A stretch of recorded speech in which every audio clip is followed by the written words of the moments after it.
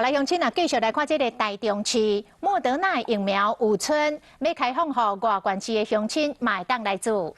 这个台中市清点的结果，共约阁存4万多剂莫德纳。市政府决定临时加开，予第一剂莫德纳注满到10礼拜的民众。 唔免就忙来注文，就会当直接到诊所预约来做第二剂，而且无限定是这个台中市民，嘛要开放予外县市的乡亲来做。讲这个隔壁县市的民众一听到这个消息，大概是小真注文。 民众提健保卡到诊所要注疫苗，不过唔是台中人，是自中华来注莫德纳的民众。本身在彰化，这一次的莫德纳的话，我是直接打电话到诊所预约。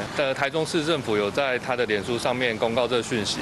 台中第12期疫苗注射结束了后，换莫德纳要存4万多剂。市府2号宣布临时加开莫德纳第一剂注满10礼拜，直接到校药诊所注文，今仔日开始注。从11月4号到7号哈，凡是 你应该要打莫德纳2剂，这个直接到医疗院所去施打。消息真临时，不过根据卫生局统计，台中要未注莫德纳第2剂的民众大约是2000多人，不过存4万多剂。除了符合资格的民众会使注，嘛无限台中市民，外县市的民众嘛会使注文来台中注，未少外县市的民众嘛赶紧来注射。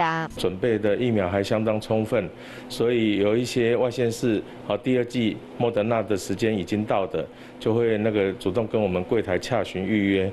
那你早上施打的状况的话，大概有2到3成是从外县市来的。诊所讲，今仔一透早60个人注文要注莫德纳，都2成民众是自外县市来的，注文的状况真好。除了彰化、南投、苗栗，嘛未少人跨县市注文，车程拢唔是问题，会使早一日注到第2剂莫德纳，嘛会当较早安心。